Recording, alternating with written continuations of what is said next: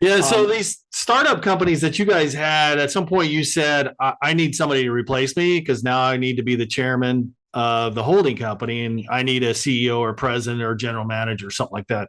How did you go about that process of finding people to replace you? Marty's the expert on that, so I'll let him. He'll jump in. Yeah, yeah, and that man, that's a great question, John. And that is has and will in the future prove to be one of the most important things that we need to continue to be great at. And um, to answer your question, how is we've obviously developed a decent network, and so I think in all cases they our hires have come from our network. Um, and we're also, which has gone pretty well. We've had we knew some people that were really aligned with what we were doing at Calm Capital. I think that's number one, and two, have the skills and track record of success. And so far it's been pretty straightforward from a funding standpoint. That was a little bit of the main initial funding that we to start the holding company, right? Where David and I needed to be able to, um, you know, give back those salaries to the operations of each of those Right, right, businesses that right. were Yeah. paying the bills in our lives, give those up, receive paychecks from Calm Capital, and use those paychecks that we were receiving to hire these people, right? So that's the basics of like how we got started there. Yeah, it's Um, easy enough to say, well, yeah, I just find somebody to replace me, but well, who's going to pay your bills? Exactly, Right. right. So that was like the primary initial pre making acquisitions, like that first year or so was really that right there, right? And then the acquisitions were taken at beyond that, we were taking those as individual decisions. Now looking now, it's been a couple of years, and to answer the question about hiring managers and operators now, man, we've we've learned a lot, and we think that we will very much start with a profile in mind versus a person in mind, right? I think that's super important.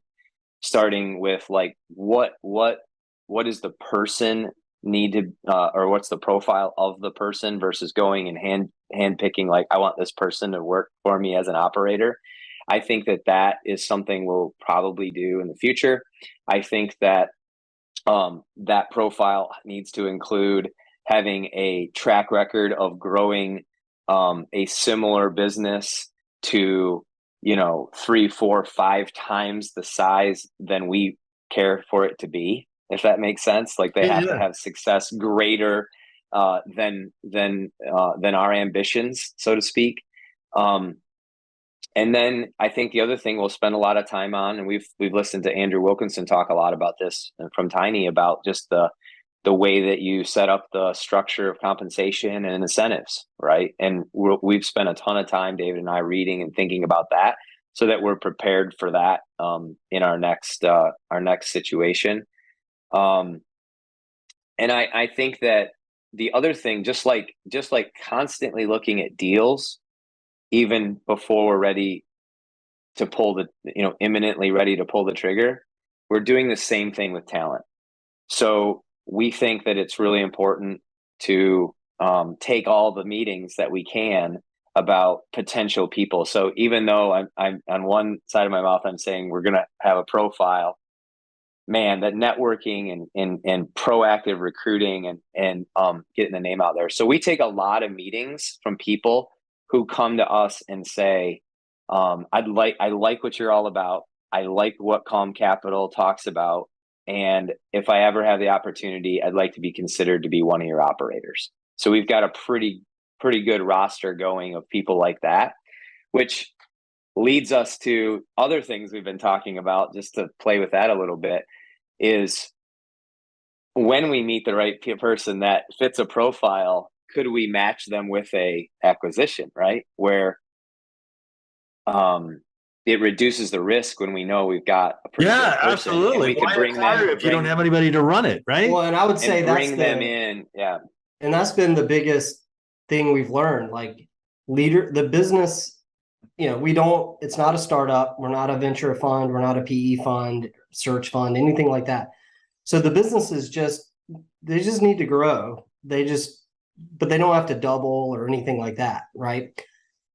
Businesses, like good businesses, one of the foundations or earmarks of a good business that turns into a great company is leadership.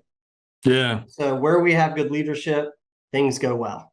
Where we don't have good leadership, it takes a lot more work. And so that's one of the things that we've to Marty's point about, as we meet and identify these, and again, this is a little bit of, we're still young enough to where we're experimenting.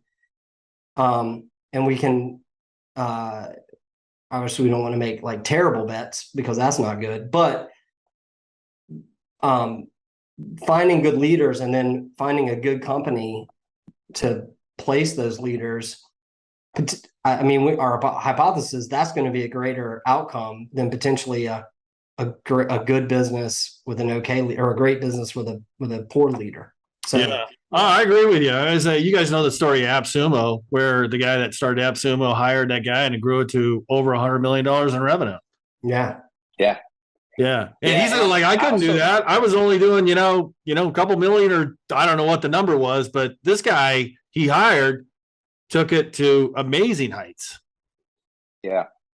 I think another thing that's important to us, and it might not be important to everybody else in that you interview or in your audience, but I can just speak for David and I and for Calm Capital to tie a couple of things we're talking about together, to tie them together, is we also have this cash flowing model, right? So you asked, like, when we founded the company and the holding company, the companies that we brought in were cash flow positive, and the things we acquire are cash flow positive. Well, if they aren't a good fit, a lot of times it's because they either they're going, showing signs where they're some point in the future not going to be cash flow positive, right? Or it's just not enough excess cash to pay for the leader we were just talking about, right? So we actually, in this time last year, took stock and like really identified the different businesses Calm was in where it was no longer a good fit for our model, because we have a cash flowing model, right?